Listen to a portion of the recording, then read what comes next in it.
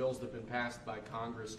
In the closing days of the Biden administration, they pushed through a large number of rules and regulations that really hurt ordinary Americans, including in their own homes. So the first of these is HJR 20. This is a bill that repeals Biden-era regulations relating to consumer water heaters, consumer gas-fired water heaters. Who was in charge of this one? This is Gary and myself, sir. Gary Palmer sponsored it, but this bill specifically saves a factory in my district. 300 Georgians will continue to have their jobs as soon as you sign that. Mr. President, this rule was issued on Christmas Eve.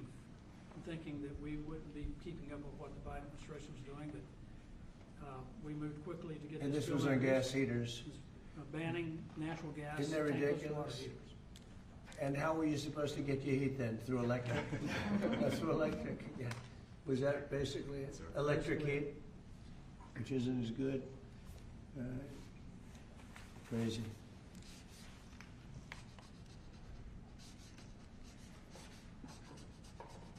Here, Gary, hold that up. Brian, hold that up. You guys were great. Thank you, Mr. President. No sense, just no sense. But in addition to that, you have a lot of workers that lose their job, right? Yes, sir. Right. 300 workers Crazy. saved because of you. Good, thank you. Thank It's you. an honor. Here's the Golden Dome, by the way, if you're interested. There's the Golden Dome. That'll save all your lives someday, maybe. Okay, good. Thanks, Brian. You hold it up. Next, Mr. President, we have House Joint Resolution 24. This is the same basic idea, but this relates to walk-in coolers and freezers and other refrigeration devices. Again, last-minute Biden-era regulation that hits ordinary Americans hard. And what do they do? They put in. Increase Sorry, you can the speak to energy this. efficiency requirements for walk-ins, coolers, and freezers, and therefore putting an undue burden on businesses across the country.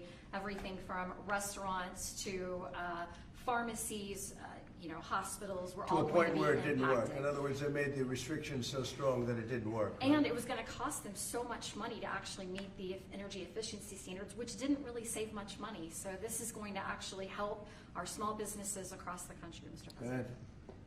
Good.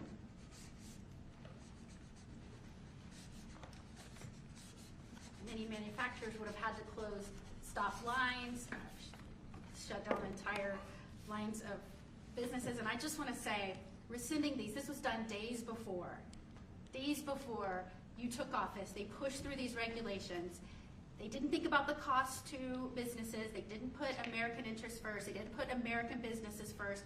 I am so grateful we finally have a president who's not only walking back these insane, burdensome regulations that are ultimately going to cost us Americans and American businesses, but that you are thinking about the next generation. And as we're leading into Mother's Day, some of us are trying to parent and serve this country at the same time. Amen. Thank you for welcoming my son, who is 15, with his mother serving, watching what we're doing for him and the generations to come. You are making this country stronger for them. Thank you. Thank you very much. Good luck, right? Take care of your mom. Okay, yeah, bet. You want to hold that up too? So you can. That's a big one, isn't it, huh? Common sense. It's all about common sense, right? Okay, Will, go ahead. Next, sir, this is House Joint Resolution 42. Again, this is a rescission of a Biden-era regulation, in this case relating to energy conservation standards for household appliances and certain consumer products.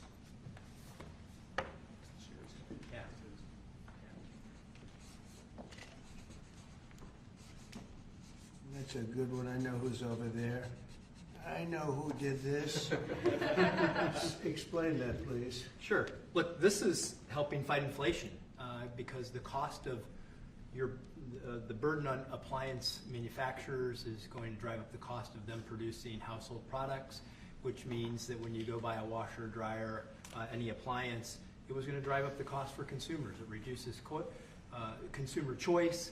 But in the bottom line, we've been trying to fight inflation. This fights inflation. This takes the cost out of producing these products that Americans need every day. And when you add all this up, it's one regulation here, one regulation there. They always say it's de minimis, but when you add it all up, it costs a lot to American consumers, and this is fighting back. And it's not as good. And it's not as good. Not nearly as good, not nearly as efficient, and more costly. Other than that, it's wonderful. Thank you. Great Mr. job, President. thank you very much. Great, fantastic. Okay, And lastly, sir, we have House Joint Resolution 75. Again, this is a rescission of a Biden-era regulation, in this case relating to energy standards for commercial refrigerators, freezers, and refrigerator freezers. do you have the sink one in here, the sinks and That- shower heads? we have an executive order on that coming for you later, sir. Yes, That's sir. coming when? Later this afternoon. Okay, good. You gonna be around later this afternoon? Good. Sinks and shower heads, where you buy a home and you have a new shower head and you don't get any water, the water doesn't come out of the sink, the water comes out of nowhere. What a shame, what a ridiculous waste. Okay, let me do this. Come here, who's responsible for this, This Will? is mine, Mr. President.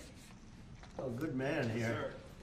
sir. Okay, Thank you you. wanna discuss that? Yes, sir. This was a government regulation that we have now repealed, thank you very much, Mr. President, that now saves the American taxpayer. I was getting ready to say the Texas taxpayer, them too, but the American taxpayer, because who would have ultimately paid the price on a government mandate and a government regulation? The people of America. So you just say the American taxpayer money, so thank you very much. That's fantastic. Thank you, it's a great job. Okay, any questions? Mr. President, President, President. Caroline said today that a 10% baseline tariff on all countries is here to stay, Yeah. even after the deals are done. Does that mean that countries offering zero tariffs won't get reciprocity? You are going to always have a baseline. I mean, there could be an exception at some point, we'll see. You know, somebody does something exceptional for us, that's always possible. But basically, you have a baseline of a minimum of 10%, and some of them will be much higher, 40%, 50%, 60%, as they've been doing to us over the years. We had a wonderful deal yesterday. We have 4 or 5 other deals coming immediately. We have many deals coming down the line, and ultimately, we're just signing the rest of them in. But we always have a baseline of 10%. And then specifically on the possibility of an increase in taxes on wealthier Americans, what do you say to conservative Republicans who argue that this is an increase on small business owners? Well, what we're doing is we're actually, if we ever did that, it would only be, and from what I hear, people would love to do it, rich people. I would love to do it, frankly, but what we'll do is that, you know, they'll go around saying, oh, this is so terrible. Would you do it?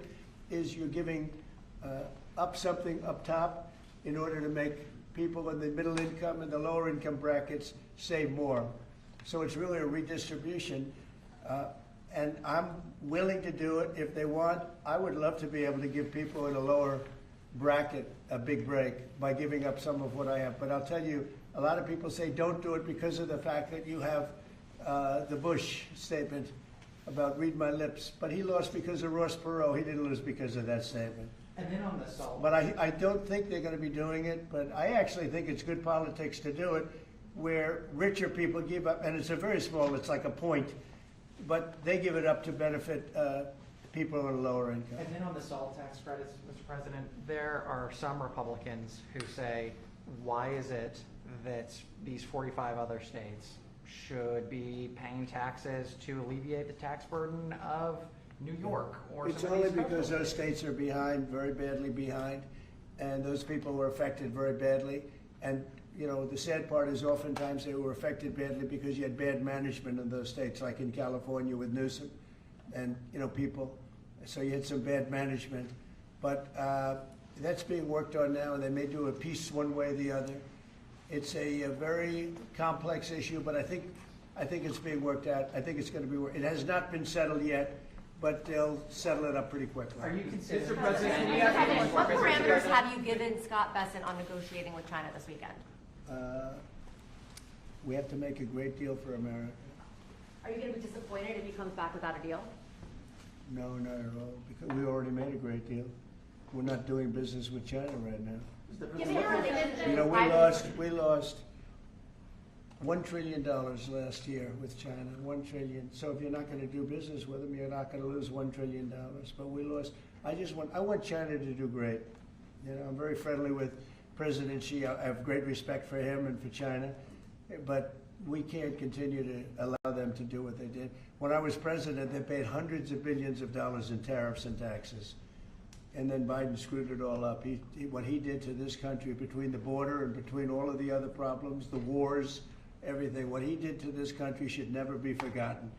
But one of the things he did is the trade was so bad and so imbalanced. So I think we're going to come back with a fair deal for both China and us. Have you given Besant a number of how low you're willing to go? Yeah, I am. Are you What's willing the to share number? that number? Is that No. the 80%? But I put out a number today, 80%, so we'll see how that all works out. Mr. President, the U.S. Embassy in Kyiv is warning right now about possible Russian significant attack on Kyiv. What's your message for Putin? I have a message for both parties. Get this war ended. We're losing 5,000 soldiers a week, Russian and Ukrainian soldiers, and other people also, by the way. And I say, get this stupid war finished. That's my message for both of them. Thank you very much. We'll see you in a little while. We'll see you in a little while. Thank you, press. We're heading out. Thank you. Thanks, guys. Thank you. Right up through there. Thank He you. just came in to say hello. What did you discuss? Almost nothing. He came in to say hello. It was very nice, and I think he came in to thank me, frankly. I mean, I would say the primary reason, but he was very nice. He's a nice man, but I think he actually came in to thank me. Is he complying with ICE like you'd like to see? You'd have to ask Tom Holman. Mr. President, do you have a reaction to Bill Gates' comments yesterday that the cuts in USAID will lead to millions of deaths of children around the I world? don't know anything about his comments. Thank you. Thanks, guys. Thank you. Thank you. Let's head out. Thank you all. Thanks, guys. Thank you. Let's start moving. Thank you. Thank you. Thank you.